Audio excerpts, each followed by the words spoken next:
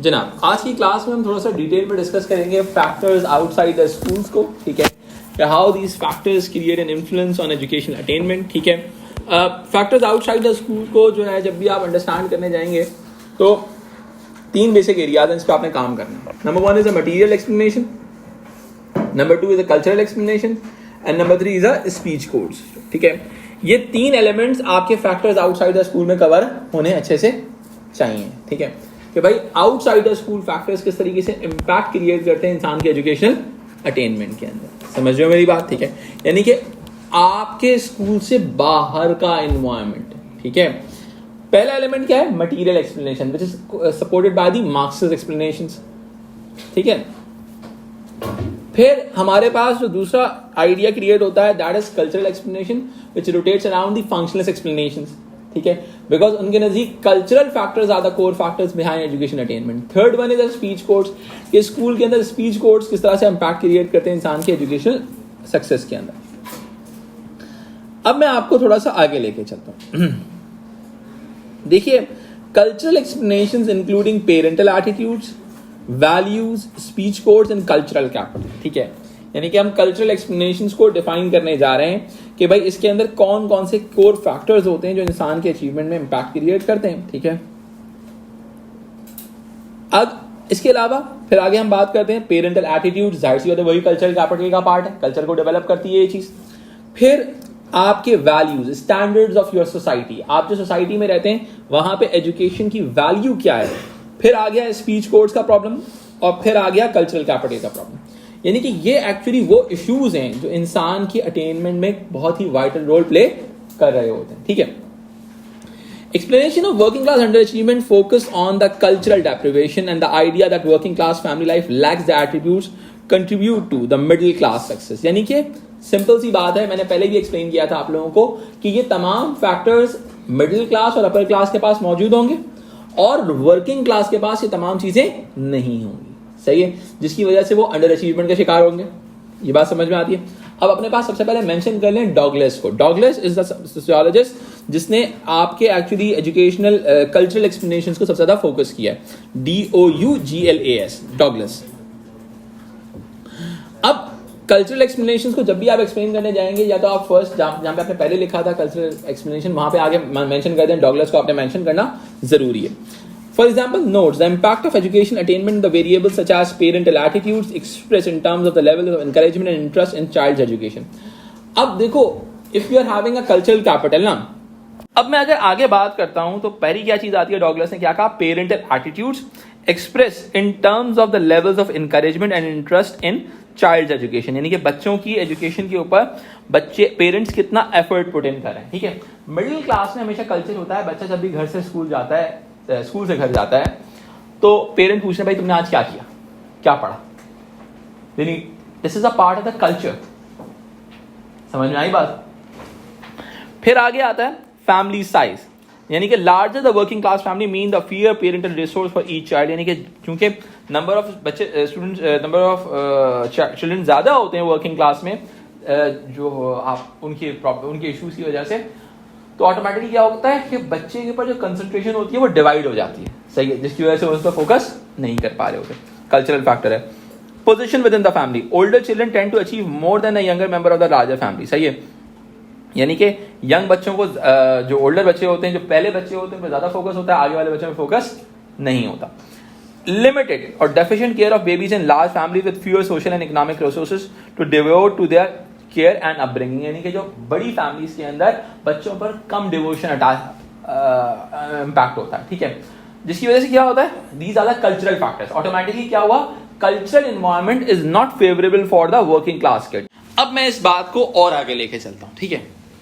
कहता है cultural deprivation has two main application in terms of achievement. 2 application है जो हम बात करते हैं। देखो, अब इसके अंदर आगे आप चाहो तो मेंशन भी कर सकते हो, एक आ गया स्पीच कोर्स का प्रॉब्लम और दूसरा आ गया ग्राटिफिकेशन का प्रॉब्लम, सही है। ये 2 फर्दर प्रॉब्लम्स हैं जिनको हम आज एड्रेस करेंगे। सबसे पहले देखिए, सबसे पहले हमारे पास working class children meet encounter difficulties adjusting into the middle class norms and values found in schools. Bernstein argued that the working class restricted speech codes clash with the elaborated speech codes of middle class teacher। मैंने समझाया था, मैंने last class में समझाया था कि भाई जो आपके रिस्ट्रिक्टेड स्पीच कोड्स होते हैं वर्किंग क्लास के, वो क्योंकि इनफॉर्मल लैंग्वेज में बात कर रहे होते हैं, वो क्लैश कर जाते हैं अपर और मिडिल क्लास की वैल्यूज के साथ. They are in the collision with upper and middle class values, जिसकी वजह से सारा प्रॉब्लम क्रिएट हो. समझ में आई बात? यहां तक क्लियर हो गई बात? ठीक है. अब आगे आते हैं. In this, in turn, influence teacher assessment, middle class students able to express themselves in a language of education, were consequently overrepresented in the top streams, sets and bands. यानी कि जो मैंने आप लोगों को सेट्स और बैंड इसीलिए समझाया था क्योंकि यहाँ पर कॉन्सेप्ट आता है. सेट्स का मतलब क्या है? अपर स्ट्रीम में मिडिल क्लास के बच्चे होंगे because they know the language of the education. Am I right? और लोअर स्ट्रीम में क्या होंगे? वर्किंग क्लास के बच्चे होंगे because they don't know the language of education. सही है. बैंड स्कोर्स, अपर अच्छे स्कोर्स और बुरे स्कोर्स. समझ लो. फिर क्या होता है? Wider economic pressure in family life results in the working class children having school at the earliest, leaving school at the earliest opportunity. Parental attitude and economic pressures combine to create a tendency towards immediate gratification. देखो दो चीजें, parental attitudes and economic deficiency या economic pressures जिसको आप कह सकते हैं. यानी कि मैंने आप लोगों से कहा था कि ग्राटिफिकेशन के अंदर, इमीडिएट ग्राटिफिकेशन के अंदर सिर्फ कल्चरल फैक्टर नहीं होता, मटीरियल फैक्टर्स भी इन्फ्लुएंस क्रिएट कर रहे होते हैं. लेकिन कल्चरल फैक्टर बहुत गहरा होता है. जैसे बहुत सिंपल सी एग्जांपल है, मैं तुम्हें मैंने शायद पहले भी दी हुई थी कि I know a domestic staff member from back, मैं आज से कोई 10-11 साल पुरानी बात कर रहा हूँ. एक स्कूल के अंदर डोमेस्टिक स्टाफ का बंदा था, वो आज असिस्टेंट मैनेजर है एक बैंक के अंदर. समझ आई बात? तो भाई इकोनॉमिक प्रेशर तो होगा कि इस वजह से वो डोमेस्टिक स्टाफ का पार्ट बन गया था. ठीक है. बट उसने आहिस्ता आहिस्ता स्ट्रगल की और उसने अपनी एजुकेशन को कंटिन्यू किया. सही है. तो इट्स क्या आया था भाई, उसने बताया था सर मेरी अम्मी जो है वो एक स्कूल के अंदर पढ़ाती हैं, गवर्नमेंट टीचर रह चुकी हैं, तो फाइनेंशियल उसके फादर की डेथ हो गई थी, there are so many issues, तो जिसकी वजह से उसको काम पे आना पड़ा. तो यानी कि क्या हुआ, उसको जब कल्चरल फैक्टर मिला तो उसने एजुकेशन को कंटिन्यू किया. लेकिन अगर एक बच्चा मुकम्मल तौर पे एजुकेशन को छोड़ देता है और इकोनॉमिक एलिमेंट में लग जाता है, तो इसका मतलब क्या है कि उसको कल्चरल सपोर्ट नहीं मिल रही पढ़ाई के हवाले से. समझ आई बात? कल्चरल सपोर्ट एजुकेशन में बहुत जरूरी होती है. विदाउट दैट आप नहीं पढ़ते. Parental attitudes and economic pressure combine to create a tendency towards immediate gratification. This has a immediate gratification का मतलब क्या होता है? Stop studying, start working. Got it? This has traditionally involved males moving into the full-time manual work and females into the part-time work and having a family of their own. In contrast, the middle-class families are future-oriented and their children tend towards a deferred gratification. They see education a means to an end of higher status employment. Goodman and Gregg found around 80% of the most affluent mothers assume that their child would go to university, while around 40% of the least affluent mothers hoped their child would go to the university. यानी कि 40% क्या है जो सिर्फ hope कर रही हैं, और जो मोस्ट affluent mothers थी वो कह रही हैं, अज्यूम कर रही हैं कि उनका बच्चा यूनिवर्सिटी जाएगा. They also found that the children from the poor families believed that they were less academic and were consequently less concerned about doing well academically than their middle class peers. यानी कि जो लोग working class mindset के लोग होते हैं कि वो एक्चुअल के अंदर वो इस बात में अज्यूम कर लेते हैं कि वो एक्चुअल के अंदर पढ़ाई कर ही नहीं सकते क्योंकि उनके पूरे खानदान में किसी ने नहीं पढ़ा. सही है. सिर्फ इस वजह से वो सिर्फ होप कर सकते हैं कि child will go to the university. समझ आई बात? लेस एफ्लुएंट और मोर एफ्लुएंट की बात आ रही है. ठीक है. इसका मतलब क्या हुआ है कि जो मिडिल क्लास का बच्चा है, पेरेंट है, वो श्योर है, जब तुम ओ लेवल्स करते हो तुम्हारे अम्मा अब्बा श्योर होते हैं कि भाई इसको यूनिवर्सिटी भेजना है. ऐसा ही बहुत कम पेरेंट्स होते हैं बोलते हैं भाई हम तो यूनिवर्सिटी नहीं भेजेंगे. लेकिन if you are having a severe cultural problem, जो हमारे खानदान में कोई यूनिवर्सिटी गया ही नहीं है, तो पहला बच्चा यूनिवर्सिटी जा रहा है, तो वो ऑटोमेटिकली बोलेंगे भाई तुम यूनिवर्सिटी से छोड़ो, काम वाम का ध्यान दो. This is the difference between cultural capital. आगे चलते हैं थोड़ा सा, इस मैटर को थोड़ा सा और आगे लेके चलते हैं. The development of different class structures built around the different norms, values, beliefs, attitudes flows from the material advantage and disadvantage. अच्छा, अब यहाँ पर हम material culture को डिस्कस कर रहे हैं. ठीक है. For the middle class, education qualification is an important way of reproducing individual class positions. ठीक है. For the working class, work-based route to money status has always been important. Marxist argues that education systems are dominated by the middle class norms, values, beliefs, ideologies, ठीक है, while some working class subcultural groups succeed by adapting successfully to this environment. सही है, यानी कि Marxist की cultural explanations आ रही हैं, ठीक है. Others do not. Underachievement, therefore, byproduct of rejecting school values through things such as staying away from schools and exclusion. ये एक हकीकत है कि अगर आप स्कूल के कल्चर को अडॉप्ट नहीं कर पाते या एजुकेशन कल्चर को अडॉप्ट नहीं कर पाते, सही है, तो आप ऑटोमेटिकली उस अंडर अचीवमेंट का शिकार हो जाते हैं. सही है. एन ऑल्टरनेटिव, अच्छा, मार्क्सिस्ट कहते हैं कि भाई जो हमारे रेबल बच्चे होते हैं वो स्कूल के कल्चर को अडॉप्ट नहीं करते. जैसे ही वो अडॉप्ट नहीं करते तो वो सिस्टम का पूरा एक्सक्लूजन का बाइस बन जाते हैं. They are excluded out of the system. An alternative explanation involves situational constraint. Working class children find it more difficult to translate values into social behavior, by extension education qualifications. यानी कि होता क्या है कि वर्किंग क्लास के बच्चे जो होते हैं वो जो स्कूल की वैल्यूज होती हैं उसको ट्रांसलेट यानी कि उसको ट्रांसफॉर्म नहीं कर पा रहे, उनको समझ में नहीं आ रहा होता क्या कह रहे हैं. देखो एक्चुअली होता क्या है, होता ये है कि अगर आप इस सिनेरियो को थोड़ा सा चेंज करके देखें, कोई भी चीज़ अगर आप कोई सब कल्चर से ताल्लुक़ रखते हैं ना, सही है, आपकी वो चीज़ अगर कल्चरली आप कंफर्म नहीं कर पा रहे हो, आपने घर में कुछ और सुना, एजुकेशन में कुछ और सुन रहे हो, सोसाइटी कुछ और कह रही है, आप पागल हो जाओगे, कंफ्यूज हो जाओगे और आखिरकार आप कोई ना कोई चीज़ छोड़ दोगे. अब वो जो कह रहा है कि कुछ बच्चे जो होते हैं वो वर्किंग क्लास के बच्चे जो होते हैं एजुकेशन क्वालिफिकेशन को गेन करके कुछ बेहतर कर लेते हैं जिंदगी के अंदर. जब वो ये बात कह रहा है तो इसका मतलब क्या कह रहा है, वो बहुत सिंपल सी बात है. जब ये बात कहता है ना तो इसका मतलब क्या है, इसका मतलब ये कि भाई कुछ लोग या तो घर को छोड़ देते हैं, घर की वैल्यूज को छोड़ देते हैं, या कुछ लोग मेजर लोग जो होते हैं वो एजुकेशनल वैल्यूज को छोड़ देते हैं. समझ में आई बात. यानी कि आपने किसी एक तरफ होना होता है अगर आपने अपने आप को एजुकेशनली अचीव करना है. ठीक है. Middle and upper class parents invest heavily in their children's education. Economic investment होती है उनकी, ठीक है, प्राइवेट एजुकेशन और ट्यूशन की फॉर्म के अंदर. Emotional investment involves middle class parents being able to influence the focus and direction of a children's education decisively. Mothers in particular invest time and effort in their children's education. This emotional labor includes not just help to the homework, but also making sure that the school is providing appropriate levels of support, teaching and testing. यानी कि school सही से पढ़ा रहा है या नहीं पढ़ा रहा है. बिकॉज देखो, अगर आप खुद एजुकेटेड नहीं होगे तो आप खुद एनालाइज नहीं कर सकते. सही है. अगर आप एजुकेटेड होगे तो आप एनालाइज कर सकते हो कि आगे स्कूल करा रहा है या नहीं करा रहा है. This is all about your emotional investment. ठीक है. इकोनॉमिक इन्वेस्टमेंट तो होती ही होती है. तो आपके जो मिडिल क्लास के पेरेंट्स होते हैं they used to invest emotionally in the education system, जिसकी वजह से उनकी अचीवमेंट डेवलप होती है. अब आगे आते हैं.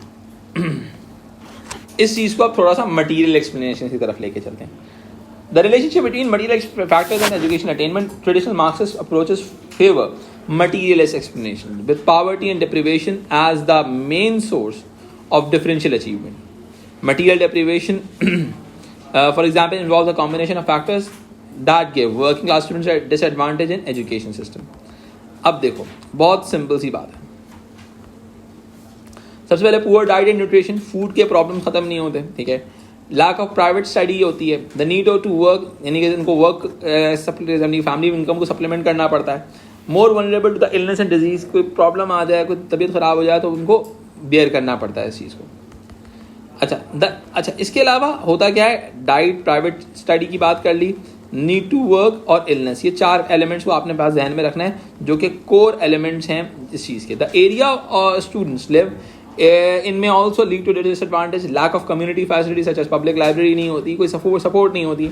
Levels of crime, drug abuse. अगर आपने इस चीज़ पर एक प्रॉपर एप्लीकेशन देखनी है, अगर आप वो देखें, कोई भी ड्रग कार्टेल की स्टोरीज देखें, तो भाई ड्रग कार्टेल्स जहाँ से ऑपरेट करते हैं जिन एरियाज़ के अंदर, उन एरियाज़ के अंदर आप देखोगे कि यार उन एरियाज़ के अंदर ड्रग्स होगा. यार आप बोलोगे यार यहाँ पे तो तमीज़दार इंसान को ही भेजूंगा तो ऐसी हरकतें करेगा बैठ के. सही. तो वो एक इन्वायरमेंट ऐसा होता है वर्किंग क्लास का कि जहाँ पर वो डिप्राइव्ड हो जाते हैं. सही. While these forms of deprivation are significant in regions such as Europe and North America, Ramchandra argues that India, for example, material deprivation is more serious. 50% of schools are having leaking roof or no water supply. 35% have no blackboard or furniture. बेटा याद रख लो अपने पास, जब आप material deprivation को refer करोगे तो रामचंद्रन के आर्गुमेंट को फॉलो करोगे. ठीक है. 35% have no blackboard or furniture. 90% have no functioning toilets. She further argues that the malnutrition, hunger and poor health remain core problems which comprehensively affect attendance and performance in classes. The added burden of home chores and child labor influence a large number of children, especially girls, to drop out of the schools. ठीक है, यानी कि इन issues की वजह से उनको drop out करना पड़ता है. ठीक है, इसके अलावा इसके अंदर आप हंगर को अटेनमेंट के हवाले से इम्पैक्ट करिए. देखो, अटेंडेंस का बहुत गहरा इम्पैक्ट होता है अटेनमेंट के ऊपर. अटेंडेंस नहीं होगी मेलन्यूट्रिशन की वजह से, कोई डिजीज की वजह से, तो आप सर्वाइव नहीं करवा सकते सिस्टम के अंदर. ठीक है, अब डॉगलस का आर्गुमेंट है material deprivation is also broad explanation of all times of under achievement because some material deprived children manage to succeed. Working class, यानी कि डॉगलस अगेन मटेरियल डेप्रिवेशन के हवाले से लिंक करेगा. Working class attainment is also tends to fall throughout a children's education.